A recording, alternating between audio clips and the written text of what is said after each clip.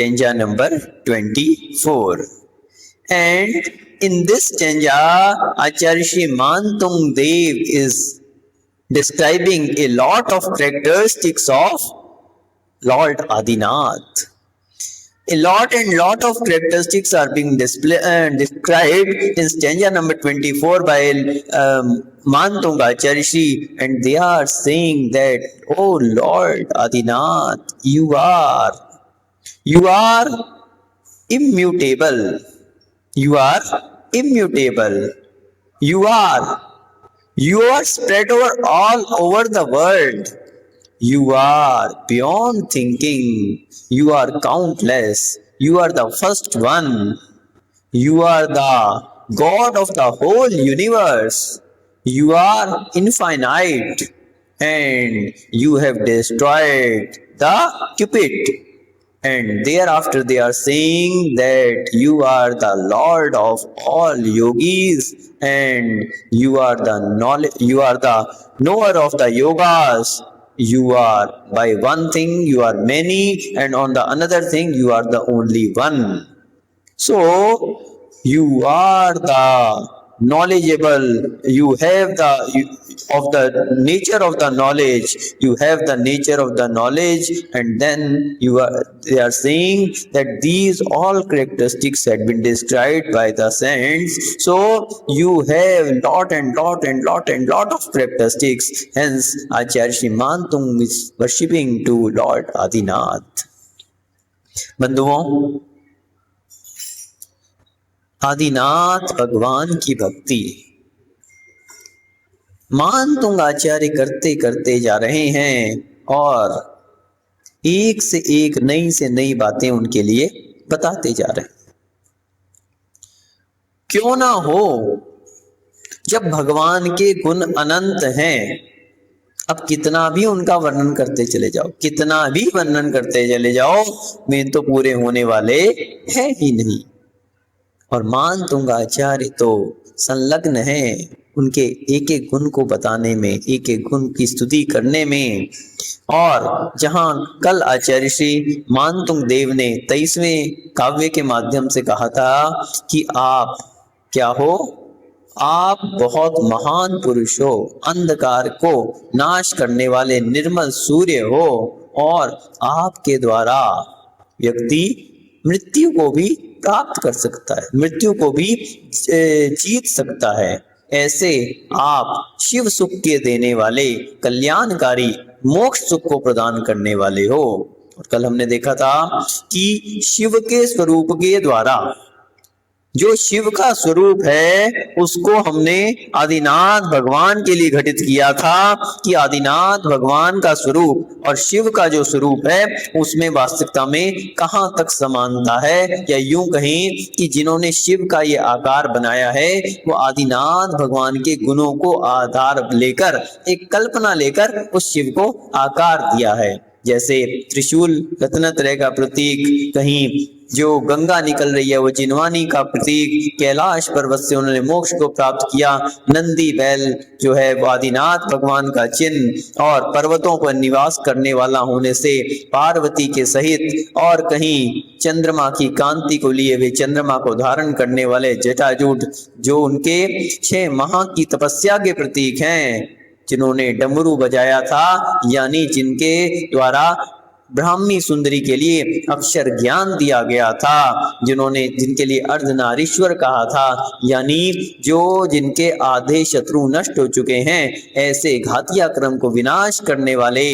और शंकर महेश जिसके लिए कहते हैं, यानी संसार का जिन्होंने अंत करने वाले हैं, अपने संसार को जिन्होंने समाप्त कर दिया और लोकाग्र में जो जाकर विराजमान हो गए, त्रिनेत्री केवल ज्ञान के धारी जो हैं। और ऐसे ही महादेव, देवों के देव, शम करोति शंकरा, शांति को देने वाले, भोलेनाथ, भक्तों पर प्रसन्न होने वाले, अनेक विशेषण हमने देखे थे आदिनाथ भगवान के लिए मानतुंग आचार्य ने दिए थे। और आज पुनः उसी श्रृंखला में पुनः आचार्य श्री उनकी नए सिरे से भक्तियां कर रही हैं, नए नए सिरे से कितने सारे विशेषण एक ही काव्य में आचार्य श्री मानतुंग महाराज ने आदिनाथ भगवान के लिए 24वें काव्य में दिए और उनके लिए हम देखने का प्रयास कर रहे हैं।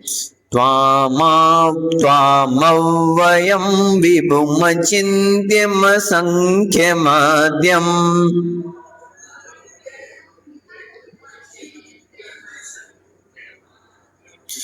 ब्रह्माण्डमीश्वरमनन्तमनङ्गकेतुम्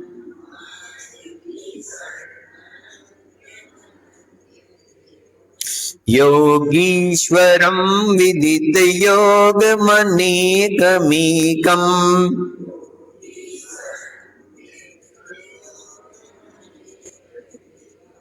ज्ञानस्वरूपममलं प्रवदन्ति सन्तः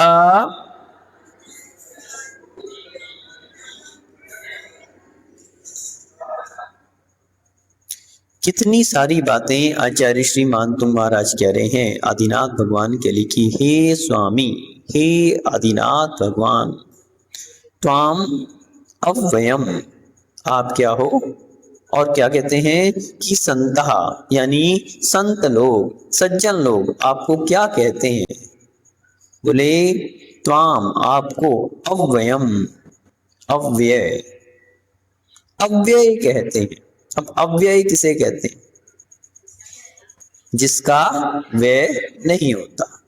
ना व्यय इति अव्यय, यानी जिसका कोई व्यय नहीं होता वो क्या कहलाता है? अव्यय। लोगों को खर्चे की बहुत चिंता रहती है, खर्चा नहीं होना चाहिए, खर्चा कैसे बचाएं इस बात की बहुत चिंता होती है। अपने खर्चे की चिंता होना हो, दूसरों की चिंता ज्यादा होती है। उसने इतना खर्च कर दिया, उसने ऐसा खर्च कर दिया, उसने ये कर दिया, वो कर दिया।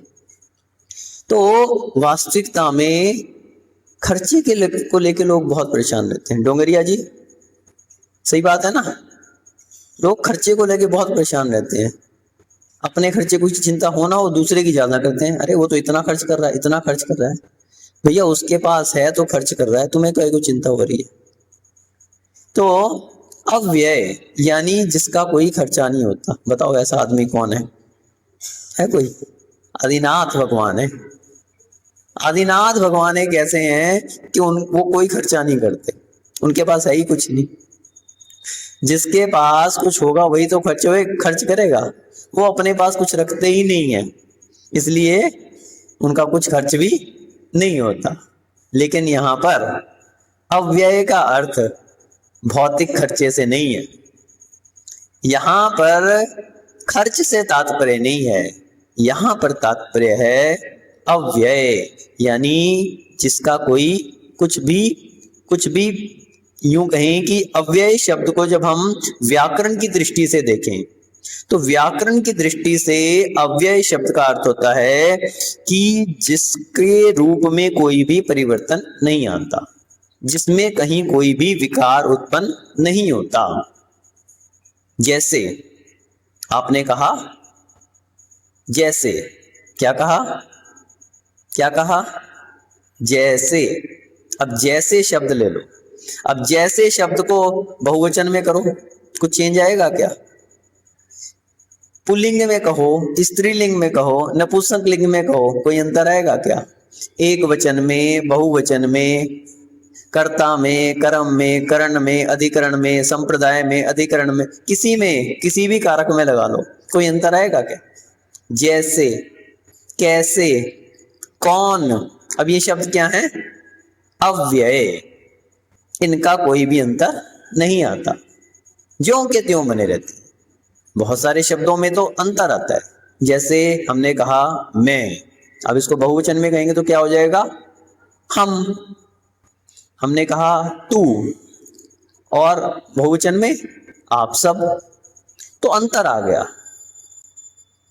तो लिंग के कारण, कारक के कारण, वचन के कारण अंतर आ जाता है, लेकिन अव्यय शब्दों में कोई भी अंतर नहीं आता।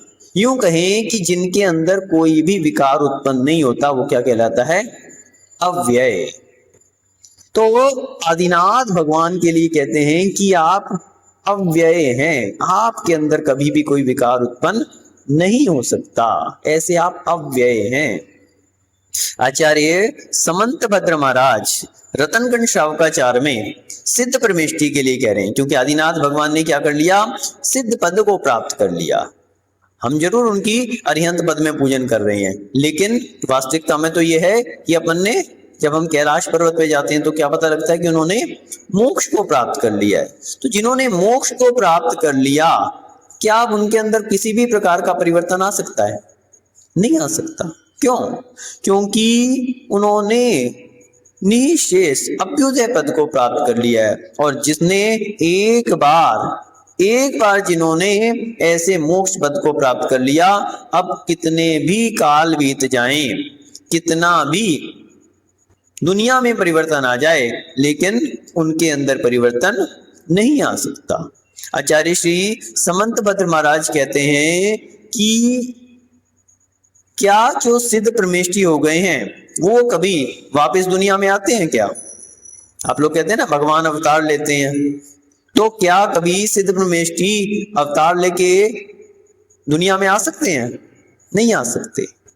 क्यों? क्योंकि जहां अवतारवाद की बात कही कि भगवान अवतार लेते हैं, तो वो तो हमारे यहाँ पर कहा यस्वर्गावतरो सवे यद भव जन्माभिषेको सवे यद दीक्षा ग्रहणो सवे यद खिल ज्ञान प्रकाशो सवे यन्निर्वाण गमो सवे चिन्पति पूजाद्भुतम तद्भवी। तो यह स्वर्गावतरो सवे, अवतार की क्या बात कही कि जो जिन्होंने स्वर्ग से अवतार लिया, किसने लिया था? प्रत्येक तीर्थंकर अपने अंतिम भव में जब जन्म लेता है उसके लिए अवतार कहा, ना कि जो मोक्ष को प्राप्त हो गए उनके लिए अवतारधारी कहा। जिन्होंने एक बार भी मोक्ष को प्राप्त कर लिया, अब उनके अंदर तो कोई अंतर आ ही नहीं सकता, ना वो दुनिया में आ सकते हैं, ना ही किसी प्रकार का अवतार ले सकते हैं। तो वास्तविकता में यत् स्वर्गावतरो से, यानी जिन्होंने स्वर्ग से अवतार लिया, ऐसे तीर्थंकरों के लिए कहा जाता है कि जो उनका अंतिम जन्म है उसके लिए अवतार कहा गया। क्योंकि जब कभी पाप का दुनिया में क्या बढ़ता है, पाप का प्रतिशत बढ़ने लगता है, धर्म कम होने लगता है, तब कहते हैं कि हमारे यहाँ तीर्थंकर अवतार लेते हैं। गीता में भी एक श्लोक आया, यदा यदा हि धर्मस्य ग्लानिर्भवति भारतम अभ्युत्थान हि धर्मस्य तदाहम भवे। बोले यदा यदा हि धर्मस्य, जब जब धर्म का क्या होता है, हानि होती है। यदा यदा हि धर्मस्य ग्लानिर, लोगों को धर्म से ग्लानि उत्पन्न हो जाए तो, और धर्म का कमी होने लगे, अधर्म का जहां पर बढ़ावा होने लगे, तो उस समय मैं अवतार लेता हूं, ऐसा श्री कृष्ण ने गीता में कहा। तो वास्तविकता में वहां पर जो भगवान का स्वरूप बताया वो तीर्थंकर के रूप में बताया कि तीर्थंकरों का जब जन्म होता है तो तीनों लोकों में शांति हो जाती है एक क्षण के लिए, नरकों में भी वहां पर शांति हो जाती है, और फिर जहां तीर्थंकर का जन्म होता है वहां पर धर्म बढ़ने लगता है, अधर्म की समाप्ति होती है। तो धर्म तीर्थ का प्रवर्तन करने वाले कौन कहलाते हैं? तीर्थंकर। तीर्थंकर का क्या अर्थ है? धर्म तीर्थ का प्रवर्तन करने वाले। तो जो अवतार की बात है वो वास्तविकता में तीर्थंकरों के अंतिम जन्म की बात है। तो आदिनाथ भगवान ने जब मरुदेवी के कुक्षी से जन्म लिया था तब उनके लिए अवतार कहा गया, लेकिन एक बार सिद्धत्व को प्राप्त करने के बाद कभी भी उनके अंदर विकार उत्पन्न नहीं हो सकता। तो इसीलिए यहाँ पर अव्यय शब्द कहा, अव्यय यानी अविकारी, आपके अंदर किसी भी प्रकार का विकार नहीं हो सकता। अथवा अव्यय यानी अक्षय, यानी जिसका कुछ भी कम ना हो, ज्यों का त्यों बना रहे, अक्षय, जिसका कभी क्षय ना हो। तो आदिनाथ भगवान कैसे हैं? अक्षय हैं। तुम्हें आद्य अक्षय अनंत प्रभु एकानेक तथा योगीश ब्रह्मा ईश्वर या जगदीश्वर विदित योग मुनिनाथ मुनीश। तो ऐसे आचार्य श्री कह रहे हैं कि आप अक्षय हैं और फिर विभु। विभु का क्या अर्थ है? विभु यानी जो व्यापक है उसे क्या कहते हैं? विभु। तीन लोक में जो व्यापक हैं। अब तीन लोक में आदिनाथ भगवान तो सिद्धालय में है, तीन लोक में कैसे व्याप्त हैं? केवल ज्ञान से जो लोक और अलोक में व्याप्त हो रहे हैं, जिनके केवल ज्ञान में सभी तीन लोक और अलोक जो है उनका ज्ञेय बन रहा है।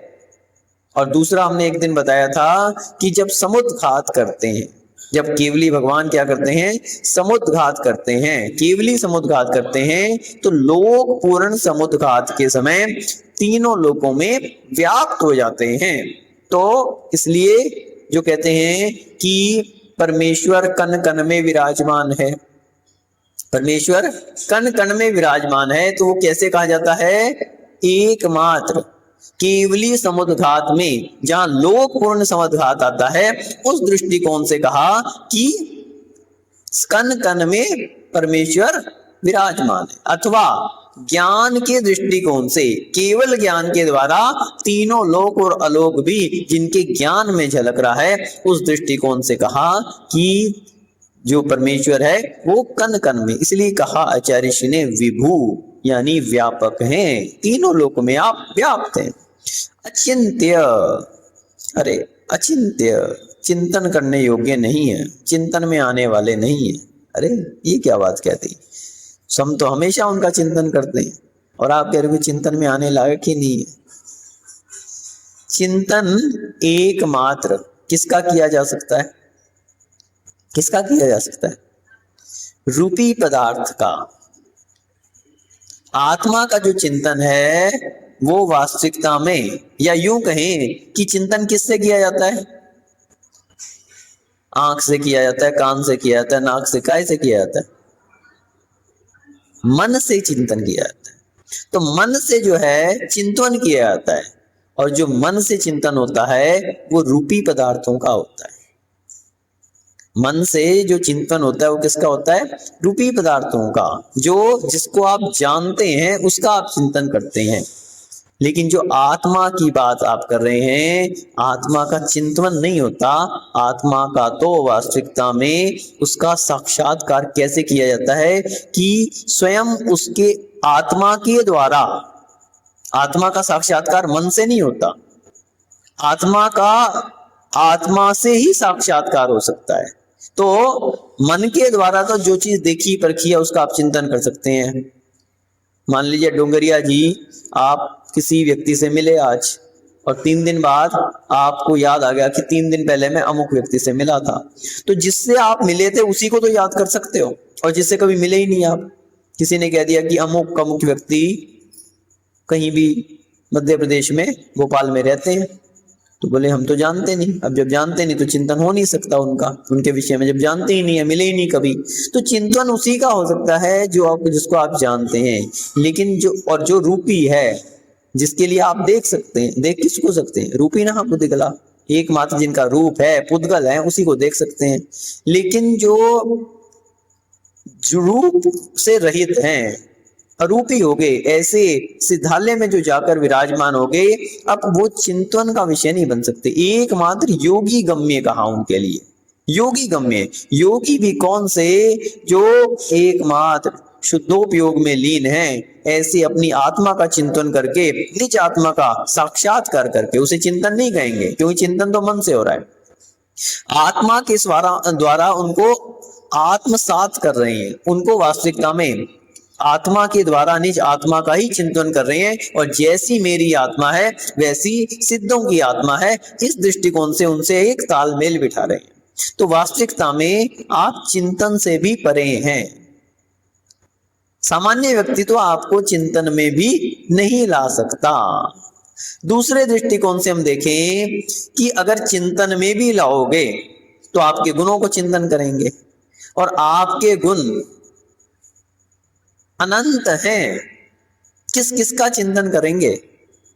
मेरी क्षमता तो सीमित है और आप असीमित हैं, इसलिए आप चिंतन से भी परे हैं, अचिंत्य हैं। और क्या कहा? आद्यम। आद्यम यानी प्रथम। सभी को पता है आदिनाथ भगवान कौन से हैं? प्रथम तीर्थंकर। युग के आदि में होने से युगादा जिन्हें कहते हैं। हेमराजकृत भक्तामर में तो शुरुआत ही यहीं से होती है। आदि पुरुष आदिश जिन, आदि सुविधि करतार, धर्म धुरंधर परम गुरु, नमो आदि अवतार।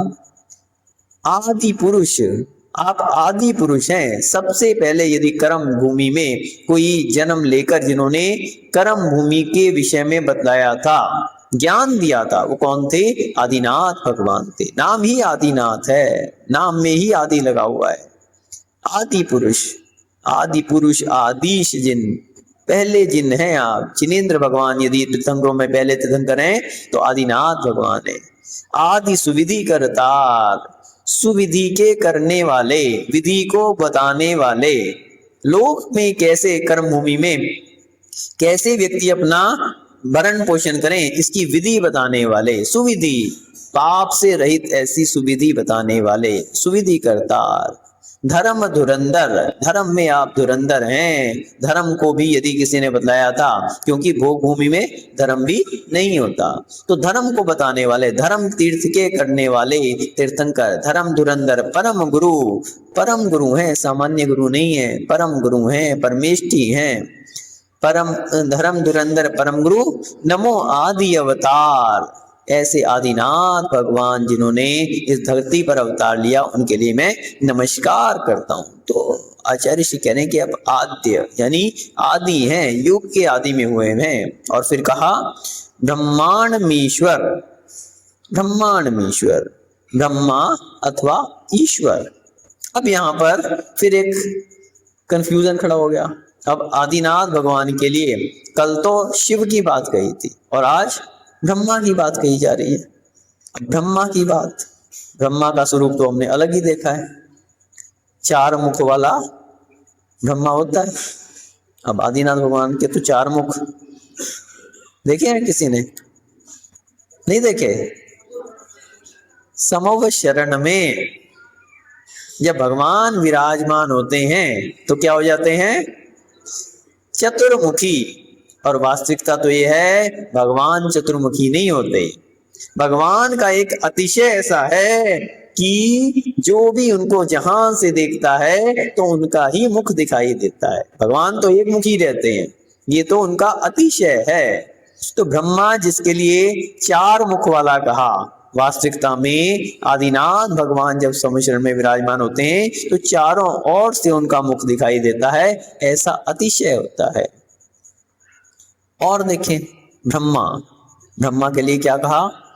सृष्टि का करने वाला, सृष्टि को बनाने वाला। अब प्रश्न ये उठता है कि ब्रह्मा ने सृष्टि को बनाया। आकर्ष, ब्रह्मा ने सृष्टि को बनाया क्या? नहीं बनाया। हिंदू शास्त्रों में तो यही कहते हैं सृष्टि को रचने वाला कौन है? ब्रह्मा है। अब क्या करेंगे प्रमोद जी? हिंदू शास्त्रों में तो यही बात कही ना कि ब्रह्मा ने सृष्टि को बनाया। अब प्रश्न ये उठता है कि अगर सृष्टि को ब्रह्मा ने बनाया तो ब्रह्मा के पहले सृष्टि थी या नहीं थी? थी। तो फिर ब्रह्मा सृष्टि को बना नहीं सकता।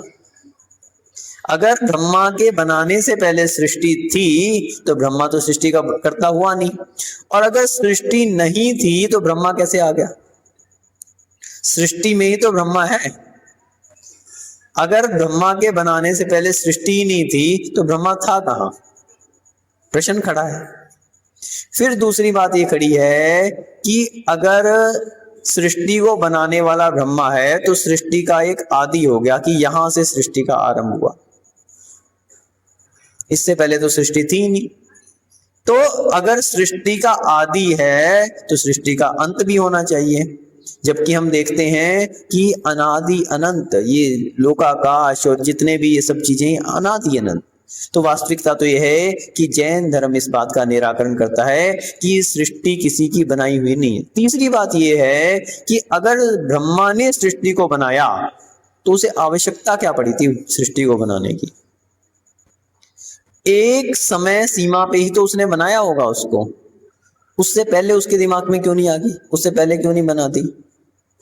और जब नहीं बनाई थी, इतने समय से नहीं बनाई थी, तो अब बनाने की क्या जरूरत पड़ गई थी? अगर उसने सृष्टि को बनाया तो किसी को छोटा किसी को बड़ा क्यों बनाया? किसी को दुखी क्यों बनाया? किसी को सुखी क्यों बनाया? किसी के लिए रोगी क्यों बनाया? लंगड़ा क्यों बनाया? किसी के लिए झोंपड़ी बनाई, किसी के लिए महल बनाया, कहीं नदी बनाई, कहीं पर्वत बनाया, कहीं कांटे बनाए, कहीं फूल बनाए। तो इतना अंतर क्यों डाला? ईश्वर का तो अर्थ है कि जो सबके लिए समभाव रखे। अब उसको तो राग द्वेष हो गया। जिसके लिए उसने अमीर बना दिया उसके प्रति राग हो गया, और जिसको गरीब बना दिया उसके लिए द्वेष हो गया। जिसके लिए सुखी बनाया उसके लिए राग हो गया, और जिसके लिए दुखी बना दिया उसके लिए द्वेष हो गया। तो ये सारे के सारे प्रश्न खड़े हो जाते हैं। तो उससे यही निष्कर्ष निकलता है कि वास्तविकता में सृष्टि का रचयिता कोई भी नहीं है, कोई भी नहीं। सृष्टि तो अनादिकाल से है। व्यक्ति अपने कर्मों के अनुसार सुखी और दुखी होता है, गरीब और अमीर होता है। जैसे वो कर्म करता है वैसा उसके लिए फल प्राप्त होता है।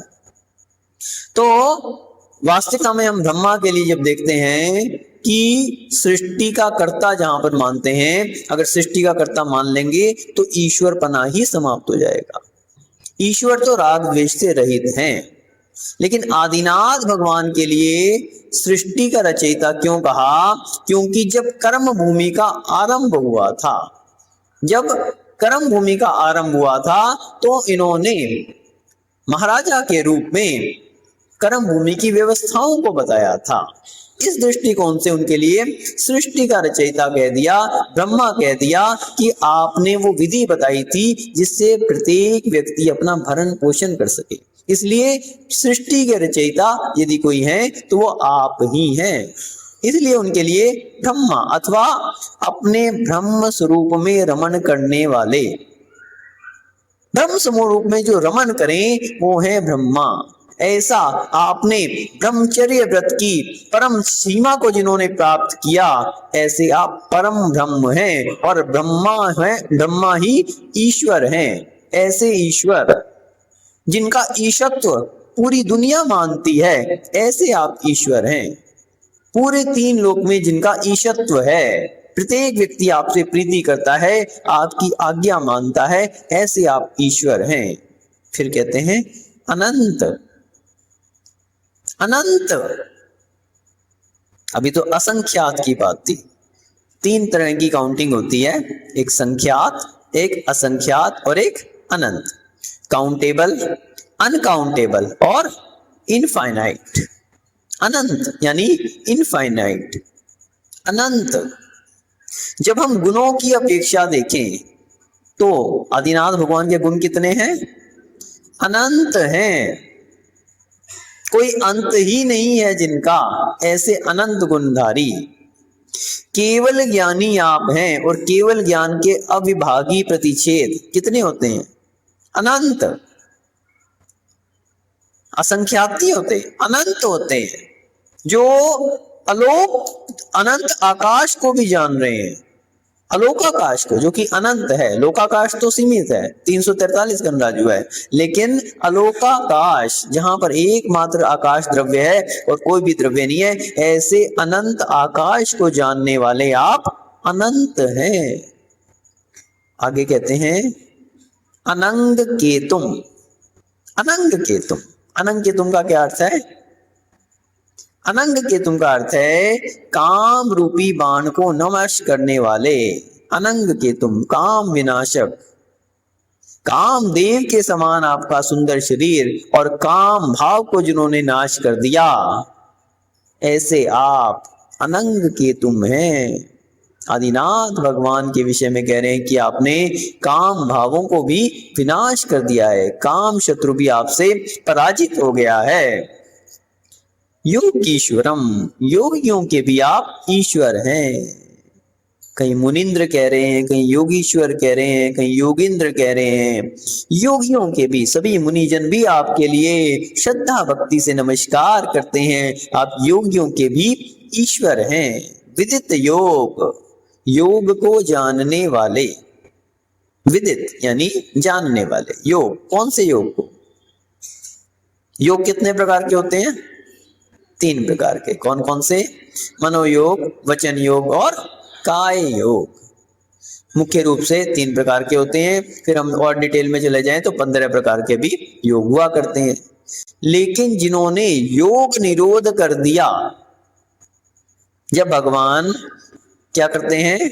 योग निरोध करते हैं। योग निरोध के द्वारा पुण्य प्रकृतियों को भी क्षय करते हैं। योग निरोध यानी काय योग, मनोयोग को स्थिर करते हैं, वचन योग को स्थिर करते हैं, काय योग को स्थिर करते हैं। कहीं बादर कृष्टि, फिर सूक्ष्म कृष्टि, सूक्ष्म काय योग को भी स्थिर करके 13वें गुण स्थानवर्ती जो आदिनाथ भगवान हैं अथवा केवली भगवान जितने भी होते हैं, योग निरोध यानी जो शरीर की प्रक्रियाएं सूक्ष्म रूप से चल रही थी, हृदय की धड़कन चल रही थी, नसों में जो भी हलन चलन हो रहा था, शरीर में जो भी प्रक्रियाएं हो रही थी, उनको भी योग निरोध के द्वारा रोक लेते हैं। ऐसे योग को जानने वाले, योग की परिभाषा दी देखें कि मन वचन काय की चंचलता से आत्म प्रदेशों में जो परिस्पंदन होता है उसे योग कहते हैं। तो जिन्होंने मन वचन और काया तीनों को ऐसा स्थिर कर लिया कि उसमें उनकी चंचलता ही समाप्त हो गई, उसकी चंचलता ही समाप्त हो गई, और इस कारण उनके आत्म प्रदेशों में भी जो परिस्पंदन हो रहा था, जो कंपन हो रहा था, वह भी समाप्त हो गया। ऐसे योगों को जानने वाले, ऐसे आप क्या हैं? विदित योग। अनेक, आप अनेक रूप हैं, अनेक रूप। और आगे कह रहे हैं एक, आप एक रूप हैं। अब 2 बातें एक साथ कैसे हो सकती? अनेक रूप भी हैं और एक रूप भी है। हो सकता है ऐसा एक ही व्यक्ति अनेक रूप भी हो जाए और एक रूप भी हो जाए? केवल ज्ञान होने से? केवल ज्ञान होने से एक रूप कैसे हो जाएंगे? आपके लिए नए विवक्षा, नए विवक्षा से जब हम देखते हैं द्रव्य और पर्याय, द्रव्य दृष्टि से आप एक रूप हैं क्योंकि एक जीव द्रव्य है, लेकिन पर्याय रूप से अनेक रूप है। कहीं यही जीव जो है मनुष्य की पर्याय में, कहीं सिद्धत्व की पर्याय में, कहीं और अलग अलग पर्यायों में जाता है। गुण रूप से देखें, एक जीव के अनेकों गुण, कहीं ज्ञान गुण, दर्शन गुण, सुख गुण, वीर्य गुण, अनेकों गुण हैं। तो गुण और पर्याय के दृष्टिकोण से, पर्यायार्थिक नय से आप अनेक रूप हैं, और द्रव्यार्थिक दृष्टि से, द्रव्यार्थिक नय से एक रूप हैं। आत्मा एक है, जीव द्रव्य एक है, उसमें कहीं कोई परिवर्तन नहीं आता। तो इस प्रकार से आप अनेक रूप भी हैं और एक रूप भी हैं।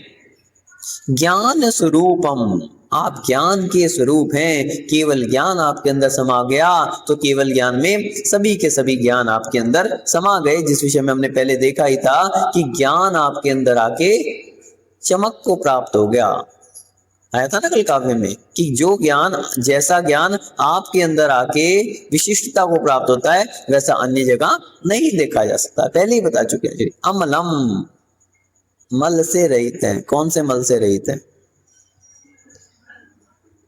जन्म से ही मलमूत्र से तो रहित ही होते हैं, लेकिन कर्म रूपी कलंक, कर्म रूपी जो मल है उसको भी उन्होंने समाप्त कर दिया। ऐसे मल से रहित हैं। तो इतने सारे विशेषण, और तो क्या, एक एक काव्य में कितने सारे विशेषण, कितनी सारी बातें कि समय की घड़ी भी पीछे रह जाती है। कितने कितने बताएं, शॉर्ट में बता दिया आपको। अगर विस्तार करने जाएं तो एक एक गुण पे आचार्य श्री के, एक एक गुण के ऊपर जो उन्होंने विशेषण दिया, एक एक प्रवचन हो सकता है। एक एक गुण के ऊपर। अब वो तो घड़ी को देखना पड़ता है, हमें समय को देखना पड़ता है। यानी आदिनाथ भगवान के लिए स्तुति करते हुए कितनी निर्मल परिणति मानतुंगाचार्य की हो रही है। हमारा ये कहना है कि ये भक्तामर महाकाव्य, वास्तविकता में हम लोग कहते हैं कि हमारे बेड़ियां नहीं कट रही, हमारे रोग दूर नहीं हो रहे, हमारे कष्ट दूर नहीं हो रहे। क्यों नहीं हो रहे? हम अर्थ में उपयोग नहीं लगा पा रहे। हम तो बस पढ़ते जा रहे हैं, तो हमें पता नहीं क्या क्या पढ़ते जा रहे हैं, कितना अशुद्ध पढ़ रहे हैं, कितना शुद्ध पढ़ रहे हैं, कितनी स्पीड से पढ़ जा रहे हैं, रोज पढ़ रहे हैं। हम तो डेली पढ़ते हैं भक्तामर, कुछ भी नहीं हो रहा, वहीं के वहीं बने हुए। खाली पढ़ने से नहीं, उसके अंदर डूबने से सारे मनोरथ पूरे होते हैं। और मनोरथ तो रहते ही नहीं, यूं कहें कोई भी इच्छा बाकी नहीं रहती। वास्तविकता में निशंकित और निकांक्षित अंग को लेके हम इस भक्तामर का जाप करते हैं। एक ही इच्छा है कि जैसे आपने जिस पद को प्राप्त किया है वही पद हम भी प्राप्त कर लें। इस भावना से हम जब पढ़ते हैं तो सांसारिक लौकिक कार्य तो अपने आप से पूर्ण होते हैं।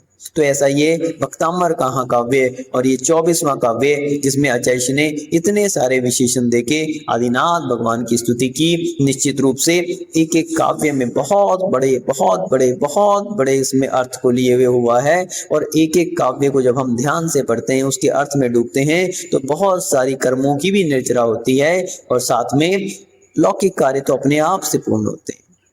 बंधुओं, ये 24वें काव्य के विषय में एक कहानी आती है कि एक राजा के सिर में असहनीय दर्द हो रहा था। सिर में बहुत दर्द हो रहा था। लोगों को बड़ी समस्या रहती है, सिर दर्द की, पेट दर्द की, कमर दर्द की, घुटने के दर्द की।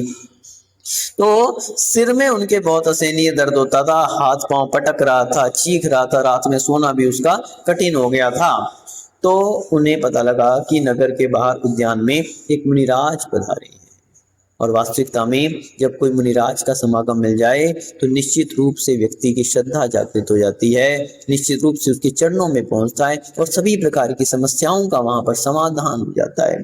तो राजा के भी कुछ गणमान्य व्यक्ति, दूत आदि वहां पर पहुंचे और उन्हें राजा का दुख उनके लिए सुनाया। तो मुनिराज ने कहा कि आप सभी लोग भक्तामर का ये 24वां काव्य, ये जो 24वां काव्य है, इसके छंद को 21 बार रिद्धि मंत्र सहित जाप सहित सामूहिक पाठ करें। देखो, सामूहिक पाठ आप लोग विधान कर लेते हैं, उसकी बात अलग है, लेकिन सामूहिक रूप से जो विधान होता है, सामूहिक रूप से जो पाठ होता है, उसका प्रभाव एक अलग ही हुआ करता है। उससे जो वर्गणाएं उत्पन्न होती हैं, उससे जो वातावरण शुद्ध होता है, वो अकेले व्यक्ति के करने से नहीं हो जाता। अपन सोचें कि भक्तामर का विधान तो अपन कभी भी कर लेंगे, मंदिर में बैठ के कर लेंगे, जरूरी थोड़ी अपन को 1 घंटा बैठना है। अपन तो 15 मिनट में मंदिर में भी करके जा सकते हैं, फल तो वही मिलना है। ध्यान रखना, जो सामूहिक रूप से किया जाता है जो अनुष्ठान, अगर ऐसा होने लगे तब तो सामूहिक अनुष्ठान ही बंद हो जाए।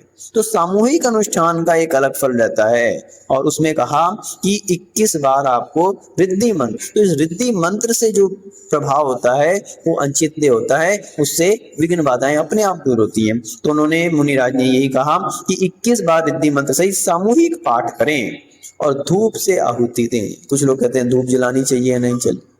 हमारे शास्त्रों में विधान है धूप का। बस इतना ध्यान रखना चाहिए कि प्रमाद को छोड़ना चाहिए, उसका शोधन करना चाहिए, उसमें कहीं जीव आदि ना हो। ये हमारा प्रमाद है। अगर हम बिना देखे जला रहे हैं तो उससे हिंसा का दोष लगता है, लेकिन शोधन करके प्रमाद को छोड़ के अगर कोई धूप का भी प्रयोग कर रहा है तो उसमें शास्त्रोक्त विधि है उसके लिए। और फिर उसके बाद उसकी राख सिर पर लगाने से सिर का दर्द मिट जाएगा। तो ऐसा उन्होंने कहा और ऐसा ही किया। तो क्या हो गया, सिर दर्द की पीड़ा उनकी दूर हो गई और राजा और प्रजा ने जैन धर्म को स्वीकार करके भक्तामर का प्रतिदिन पाठ करने का संकल्प किया। ऐसा ये 24वां काव्य है।